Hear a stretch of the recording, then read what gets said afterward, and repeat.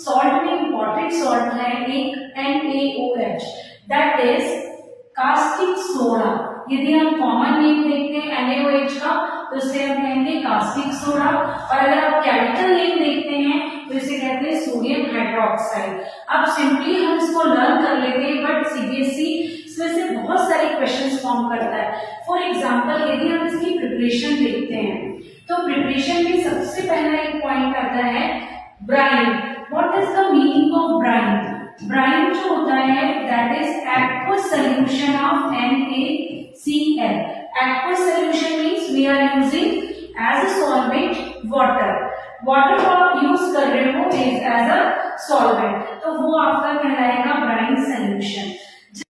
From this brine solution, जैसे आप brine solution से इलेक्ट्रिसिटी को पास करोगे, it will release two gases, chlorine and H2 gas. Chlorine and H2 gas जब इसमें से रिलीज होगा and it will form sodium hydroxide, that is caustic soda. अब आपको इसको अगर केमिकल इक्वेशन फॉर्म में लिखना है, how can we write? Suppose आप इसको लिखेंगे NaCl, बेटा दो मॉलिक्यूल्स को आप इस तरीके से लिखिए ताकि आपको इजीली वो सब्सटेंसेस को निकालने हो।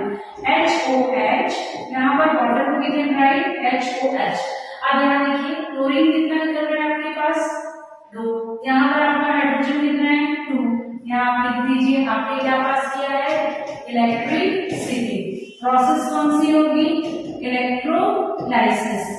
अब आपने क्लोरीन 2 निकाल दिया, हाइड्रोजन में 2 मॉलिक्यूल निकल के बचा क्या रहेगा NaOH, NaOH। How many molecules? 2 NaOH। अब कितने क्वेश्चंस आपके इससे बन सकते हैं? NaOH कॉमन नेम आपका क्या है बेटा? Caustic soda. केमिकल नेम आपका क्या हो गया इसमें? Sodium hydroxide. ब्राइन यदि आपसे पूछते हैं तो what is the meaning of Bryan? aqueous solution of NaOH. In the preparation of caustic soda, how many gases will release? कितनी गैसेस निकलेंगी बेटा? क्लोरीन और आपके निकलेगी हाइड्रोजन।